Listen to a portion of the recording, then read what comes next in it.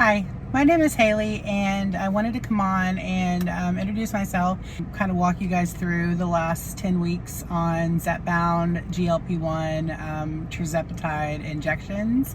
Weight gain story goes back to about 2015. I had my fourth child, my daughter, and I had a C-section, a cesarean birth.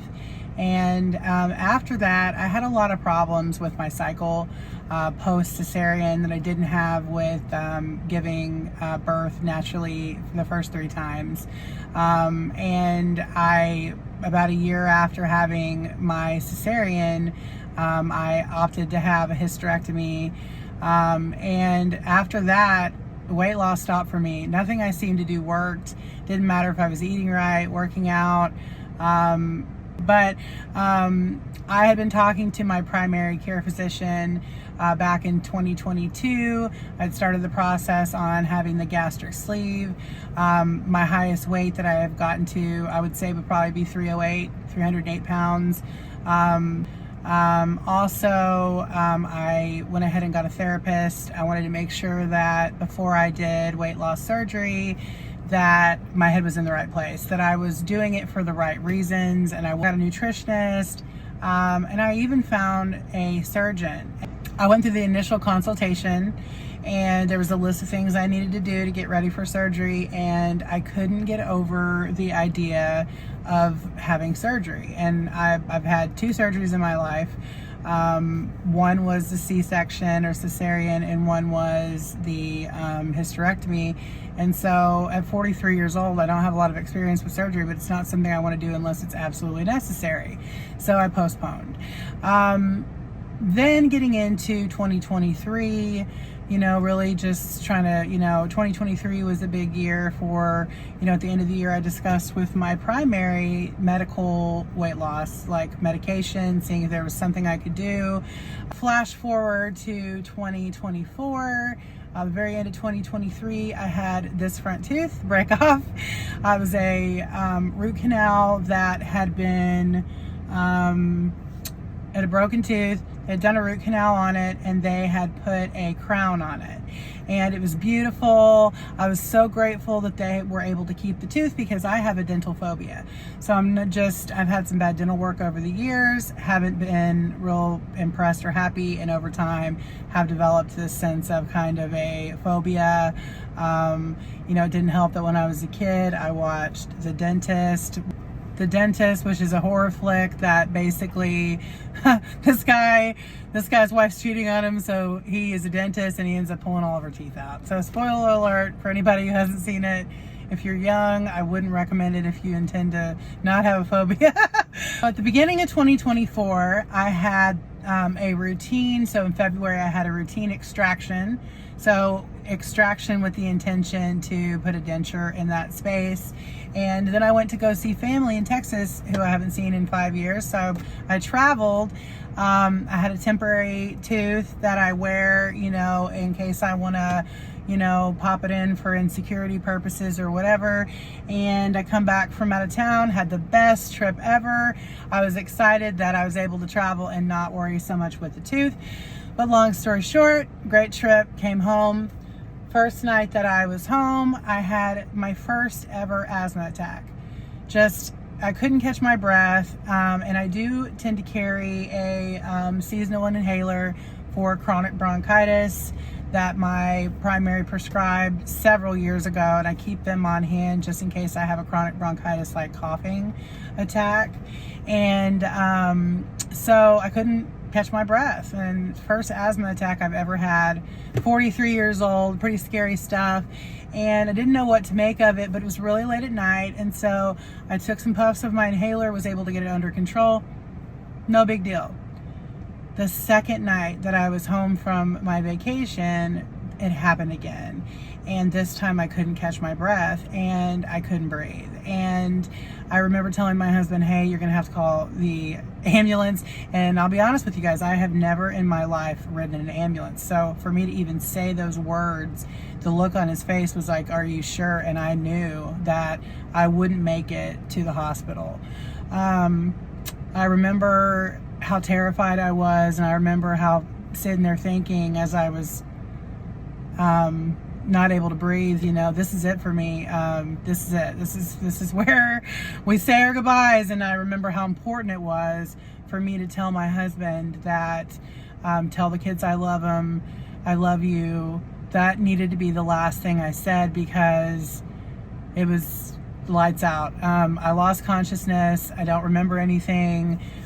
Post that night, EMTs came. That's about the time I lost consciousness. And then I woke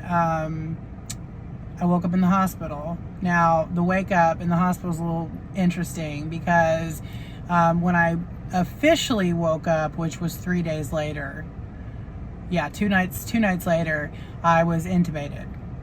So I don't know how many of you have ever been intubated, and this was the first time for me. So being intubated, I woke up in the hospital with my legs and arms strapped to a hospital bed. I think they woke me up the day after I was intubated just to see if I was able to be okay with the situation, which it was so brief that I was woke up, but then I was very quickly put back into sedation because I didn't know what was happening. I knew that I was awake. I could see several people in the room around me, but I couldn't move my arms, I couldn't move my legs, and I couldn't speak. And I didn't know at the time that I had a tube down my throat. Now, all of this, and then just, you know, really having a traumatic experience from all of this, I do wake up a day after this.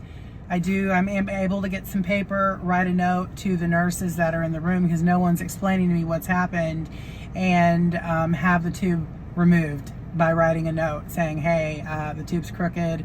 So I'm not able to really breathe with this in my mouth. Can you please remove it? Long story short on what happened is that what had happened was that the extraction, the tooth that they extracted, still had infection from the root canal that had been done the year prior, which caused that super infection that had now been released in my gums to go into my lungs and infect my lungs, causing pneumonia, which then, because I'd had walking pneumonia for a week, 2 weeks, I had what happened to me the night that I went to the hospital, where I stopped breathing, in essence is called asthma asphyxiation. And so basically, when I was rushed to the hospital, I was breathing at 60% oxygen. So the only thing they could have done was intubate.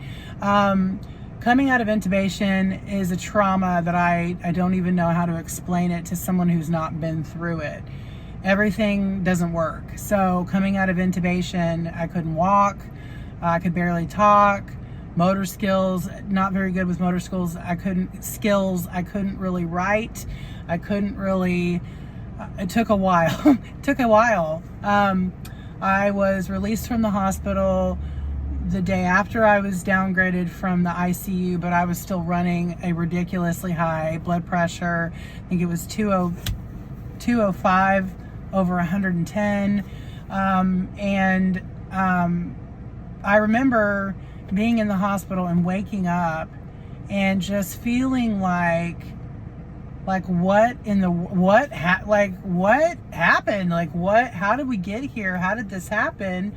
And, you know, I'll tell you, but sitting in the hospital like that and being so scared to death, you know, I knew something had to change. And even though I've been told so many times that there's nothing I could have done to have prevented what happened to me, what occurred with this infection, and it still feels like there's something that I've done or could have done that could have, you know, made the recovery easier or whatever.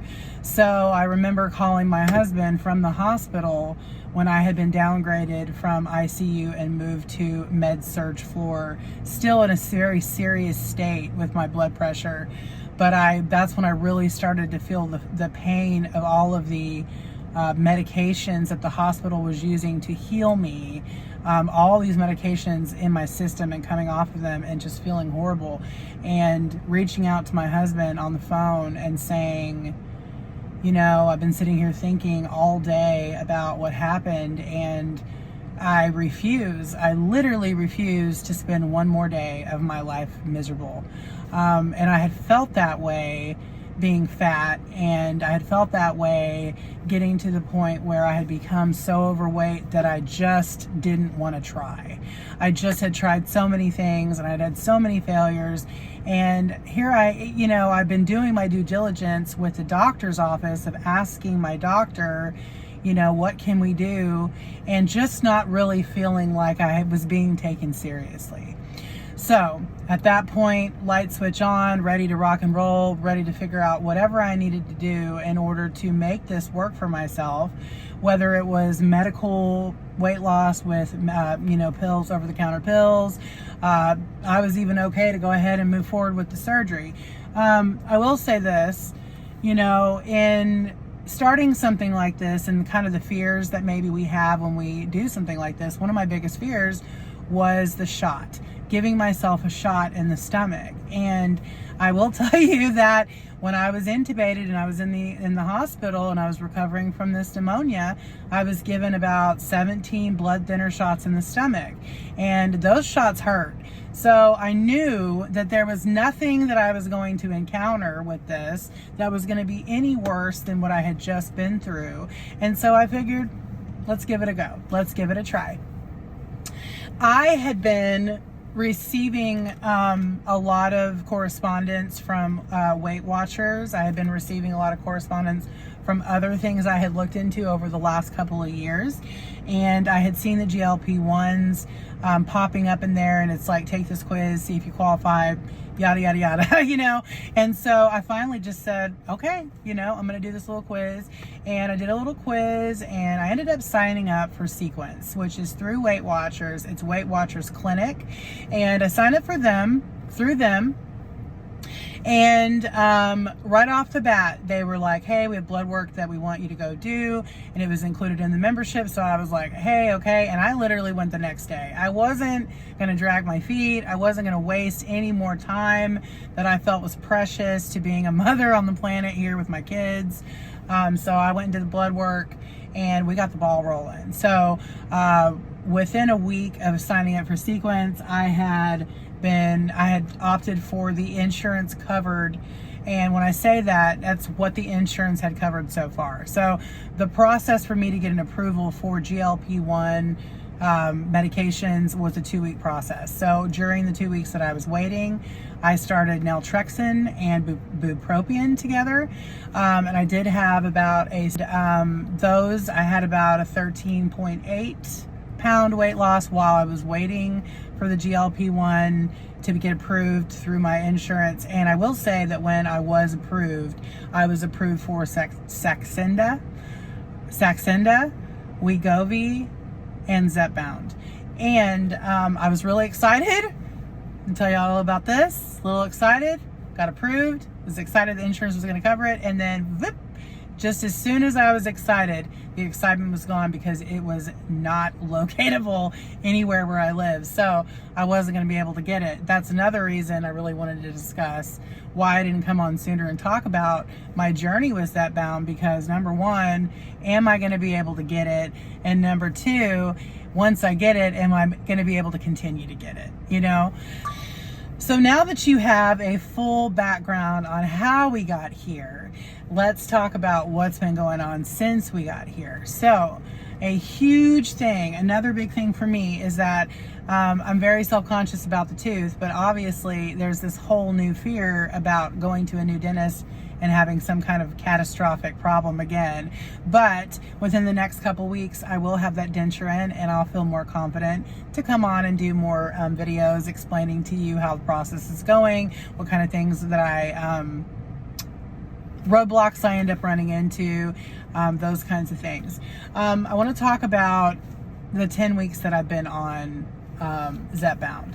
So I started Zepbound on April the 24th, 2024. I have lost just over 30 pounds on Zepbound alone since I began this journey.